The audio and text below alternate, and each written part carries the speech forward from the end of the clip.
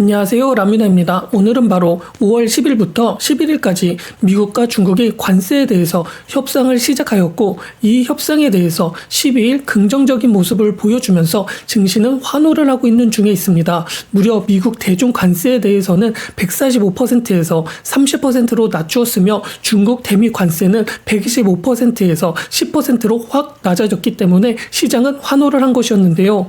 그렇다면 관세 협상이 정말 잘 된 것은 맞는지, 아니면 우리가 무엇을 놓치고 있는지, 이러한 것을 한번 알아보는 시간을 가져보고자 하니 영상 끝까지 시청해 주시면 감사하겠으며, 라뮤나 구독과 좋아요 꼭 부탁드리겠습니다. 그리고 제가 이번부터 구독 서비스와 유료 댓글 서비스 등을 운영을 하게 되었으니 이러한 것도 한번 참고 부탁드리겠으며, 영상 내용이 좋았거나 라뮤나에게 커피라도 사주시고 싶으시다면 많은 관심 부탁드리겠습니다. 그러면 바로 영상 이어가 보도록 하겠습니다. 5월 10일부터 11일 미국과 중국이 관세 협상을 진행을 하였고, 5월 12일 관세에 대해서 무척이나 좋은 협상을 보여주기는 하였지만 결국 90일 동안 유예를 하는 것으로 생각을 할 필요가 있습니다. 지금까지 다른 나라에게도 똑같이 90일간 관세 유예를 하고 조금씩 협상을 한다는 것과 별 다른 게 없다는 것을 말이죠. 또 알아야 할 것이, 관세가 145%에서 30%로 낮아졌다고 한들 이미 이렇게 되면 미국은 물가가 오를 수밖에 없게 되고 경제는 둔화할 수밖에 없다는 것입니다.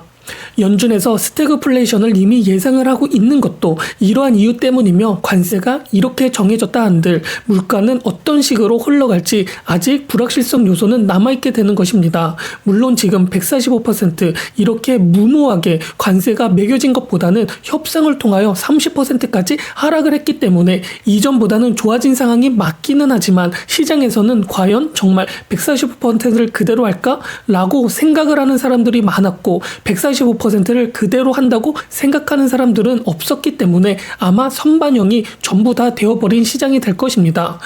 결국은 이러한 협상이 끝이 나긴 할 텐데, 과연 무역 흑자가 내고 있는 국가들에게 좋은 상황이 연출이 될 수 있을까? 이러한 것들을 생각을 한다면 이미 협상이 어느 정도 진행이 된 영국을 한번 볼 필요가 있습니다. 이미 영국 같은 경우에는 협상이 진행이 되었었는데 평균적으로 관세를 10% 이상은 할 것은 분명하기 때문에 이러한 것들이 미국에게 어떤 상황을 연출하게 되는지 한번 자세하게 알아볼 필요도 있죠.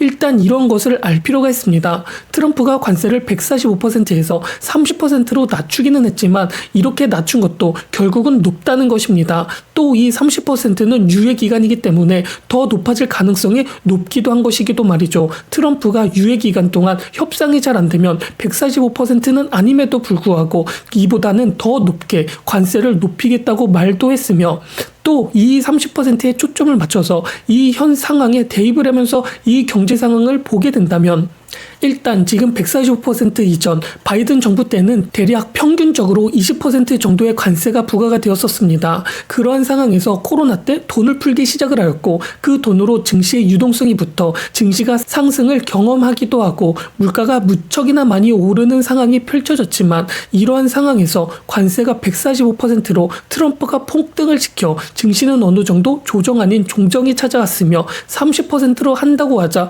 어느 정도는 반등을 보여주기는 하였지만 이전보다는 관세의 영향을 더 받는다는 사실은 팩트일 것입니다. 바이든 정부보다 10% 더 상승을 할 뿐이며 이뿐만이 아니라 더 오르는 가능성이 더 많기 때문이죠. 그렇게 되어버리면 당연하게 물가는 상승할 수밖에 없고, 그렇게 되면 소비는 둔화가 되고 매출은 줄어드는 상황이 찾아올 수밖에 없을 것입니다. 또 채권의 움직임을 보았을 경우 계속 증시의 상승을 하면서 채권 금리가 오르는, 즉 채권의 가격은 계속 하락을 하고 있는 중에 있기도 한 것이 정말 위험한 요소에 속하고 있기도 하죠. 돈의 흐름이 수익률에 따라 움직이는 것은 어쩌면 당연하고, 그 돈의 쏠림이 증시의 기대감이 더 커졌기 때문에 채권에 있는 돈이 증시로 움직이는 것에 있어서 증시는 오르고 채권은 낮아져 채권 금리가 높아지는 상황이 나오고 있는데, 이렇게 채권 금리가 높아지게 된다는 것은 결국 부담해야 하는 이자, 부채가 더 강해질 수밖에 없는 것이고, 앞으로 이러한 상황이 계속 지속이 되기 어렵다는 것을 뜻하기도 합니다. 왜? 채권이라는 것이 결국 나라의 신용과 신뢰가 수치로 보여주는 것인데 그것을 계속 하락을 하고 있다면 미국에서는 그것을 방어해야 하며 그렇게 방어함에 있어서 돈의 흐름이 한번 바뀌어 채권 쪽으로 쏠려버리게 된다면 증시는 또 수익률이 낮아져 채권으로 몰려갈 수 있기 때문이기도 하죠.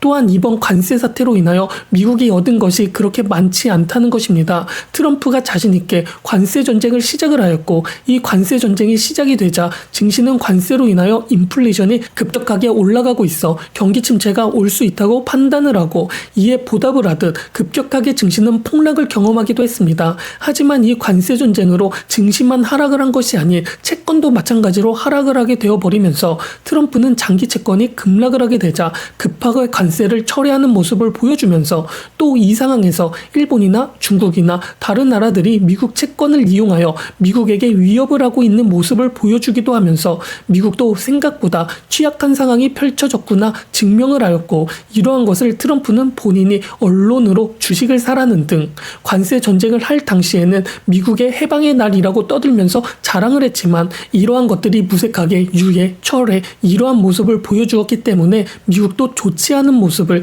지금 증시가 어느 정도 단단하지 못한 모습을 보여주면서 취약점을 드러내기도 하였습니다. 결국 미국 또한 이 관세 전쟁에서 결코 이점을 보지 못한 것이었죠.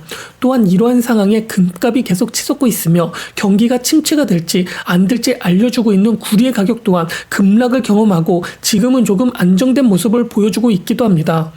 하지만 금값이 엄청나게 오르게 되어버리면서 구리와 금 비율은 40년 만에 최저 수준으로 계속 하락을 하고 있으며 이러한 상황이 금융위기 상황과 2022년 코로나 팬데믹 당시보다도 낮은 수준을 가리키고 있기도 합니다. 물론 이러한 괴리는 투기적인 요인에 의한 것일 수도 있지만 좋은 징후는 아니라는 것이죠.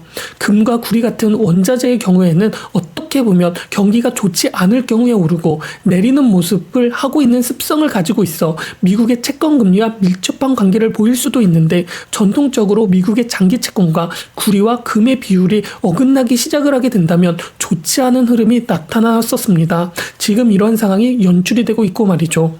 그렇게 이번 관세가 어떻게 보면 145%에서 30%로 낮아져서 시장은 당연하게 환호를 하고 있지만 이것은 단기 트레이드의 입장에서 좋은 모습을 보여줄 수는 있겠지만 장기적으로 시장을 관찰하게 된다면 수입품 가격은 상승을 할 수밖에 없습니다. 그렇게 되면 소비자들이 더 적은 양을 소비하게 되는 것과 같고 이러한 것은 지금 돈의 쏠림과 양극화로 인하여 저소득 가구일수록 타격은 더 커질 수밖에 없을 것입니다. 또 소비 여력이 줄어들게 되면 내수도 위축되고 말이죠. 또 관세는 일종의 세금이기 때문에 기업들이 이 세금을 소비자에게 전가할 수밖에 없으며 이로 인한 물가 상승은 실질적인 구매력을 약화시킨다는 것입니다. 또 미국 내 기업들이 중국산 원자재를 사용하고 있다면 생산 비용이 증가하는 것은 당연하고 중장기적으로 공급망을 다른 국가로 다변화하려는 시도를 나타낼 수도 있고 그 과정에서도 결국 비용이 발생을 하며 그 비용도 이전보다 비싼 비용을 지불해야 할 것이기에 혼란이 초래될 수도 있는 것이기도 합니다. 즉 좋은 상황이 연출이 되었고 어느 정도 불확실성이 해소가 되기는 하였지만 이러한 상황은 단기적인 상황일 뿐이며 중장기적으로는 어떤 것도 해소가 되지 않고 불확실성만 더 커지고 있는 상황이 연출이 되었기 때문에 조심할 필요가 있다는 것입니다. 또 이러한 것을 바로 채권이 지금 이러한 상황을 말해주기도 있기도 하고 연준에서도 지금 상황은 지켜볼 필요가 있으며 스태그플레이션은 이미 왔다고 말을 하기도 했으니까 말이죠.